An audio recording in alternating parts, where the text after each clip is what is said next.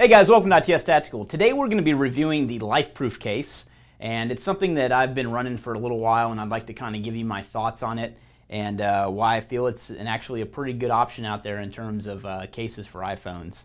And one of the reasons we're reviewing this is because as iPhones and other digital devices become more prevalent in society today, they're even starting to get integrated into the military world and law enforcement, and things are really kind of hopping. I mean, I think I heard now that there's even talk of some security algorithms and things like that, even encryption that's coming out for the iPhone itself. So you may start seeing these even more and more into military operations and things like that. So that aside, we're just going to kind of talk about some of the points of what makes LifeProof a cool case to have.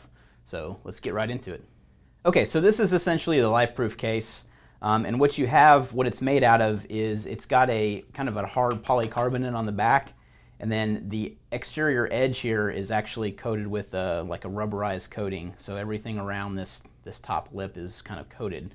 And what that helps with is, leaving a voicemail, what that helps with is shock protection, and that's one thing that LifeProof advocates, is that their cases are shock proof, so if you drop it, it's not going to shatter on you, and it will protect the iPhone and things like that.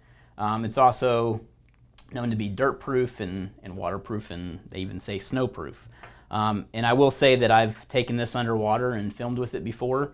I've actually got some footage from me swimming around underwater. I think it was about a 8-foot pool I was at the bottom of, just kind of shooting video at the bottom. So it's kind of neat because you can actually get audio with it too while you're underwater. So I know that's kind of an aside from what we're talking about with the review, but at the same time it does kind of illustrate the functionality that the LifeProof case has. So in the back you'll kind of see that it's still got, you know, the area for your flash and your phone and your camera phone as well.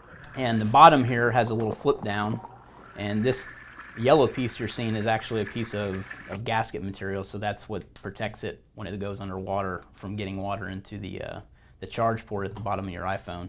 And the speakers still work. I do find that sometimes when I'm either listening to a video or on a speakerphone call or something like that, it helps to kind of open that bottom up actually, and it projects more sound. But the sound does come through still right here just fine. It still collects dust though, like every other phone case, so that's something to be aware of. And the top jack is kind of particular to pay attention to. It's got a screw cap. You can see it's got a little yellow gasket on the top. Hopefully you can see that on video there. But that seals the top when it's basically when the cap's in. But to listen to a standard auxiliary jack, you have to have an adapter. And that's one kind of downside to it, but I also understand it just from the point of, you know, the case makes the overall iPhone a little bit bigger because of the shock protection. So at I don't know, maybe about a 16th or 32nd of an inch there, raised above where the actual auxiliary port is. So you have to have this adapter essentially to plug into that, and you just screw that in. And once that's screwed in, then you can plug in any kind of accessory like your iPhone headphones and things like that. So, and then also on this little accessory, and that's also got a gasket on it too, so it helps protect it a little bit. But on this accessory, it's got another little extra cap that's stored there, so you've got an accessory cap in case you lose one. At least there's a backup basically, which is nice. One thing that I've found with it too is that when it's in my pocket, I have to kind of put it screen side out, and I store mine in, you know, my left hand pocket, I guess. So one thing I've noticed when the phone is flipped this way, I'll accidentally, or the button will actually get pressed while I'm squatting down or something like that, and it'll turn on the, I guess the equivalent of holding down the button, which is the voice control on an iPhone. It'll turn that on, and I found that it's dialed numbers for me before while it's in my pocket because of that. So just a tip, that's one thing that I think they could look at too, is that button does get activated while it's in a pocket sometimes. So that's to me, that's kind of a downside to it, but overall I think that the benefits far outweigh I guess the downsides to what I have found with the LifeProof case. So let's open it up and I'll kind of show you what it's like inside. So basically it's got a little point at which you can pull it apart. Well, you got to pop that down. so that you can see the case has that gasket material around the exterior there, and your iPhone just kind of plops in there. It's got a screen protector there. And one thing I have noticed too is that screen protector actually is a hindrance sometimes when you're typing. I noticed that when I type, it's not I guess it's not as good as obviously without any kind of case. I guess that would probably go for any screen protector, though. It's gonna kind of degrade your typing a little bit. So I've noticed, like, sometimes when I'm typing, I'll mix match keys and things like that, or letters because of the screen. So at any rate, I do want to demonstrate today kind of the waterproofness of the case. And what I've got here is a big coffee pot full of water.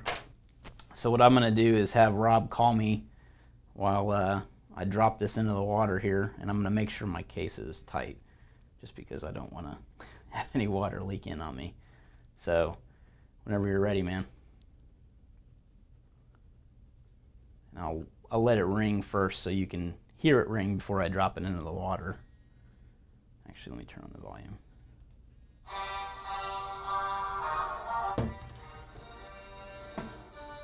So as you can see, it's still ringing even underwater, and maybe I shouldn't have put so much water in there, but you get the point. You can see that it's still operating just fine underwater. And what I'll even do is grab a towel here. I'm going to move this to the side. I'm going to dry this off, and I'll actually open it up, and we'll see if there's any water that leaked in, just to prove that there's not. I didn't notice any when I was swimming around with it. And by the way, if you're wondering what that Bad Monkey sticker is, that is a bar in Tampa, Florida, owned by General Dave Scott. It's a new bar down in Tampa, so if you're ever down there, make sure you check it out. I put that sticker on my iPhone when we were down there for SOFIC a couple weeks ago. So basically I've got that taken care of, so let me open this back up again. And you can see the inside is nice and dry, as well as my iPhone. So there you have it. That's kind of the LifeProof case. That's kind of the demo I wanted to do today. Essentially, I just wanted to illustrate some of the features behind it, and hopefully this will save you from a catastrophe that happened to me a while back. I was checking email in the morning, having a taking a piss in the morning, and I dropped my phone in the toilet. So that's why I got one. I'm hoping that it won't happen again. So there you go. It's been ITS Tactical Review of the LifeProof case. If you have any questions, be sure to leave them in the comments. I'm sure I forgot to mention something about the case, but I'm going to clean up the water now. Thanks for watching.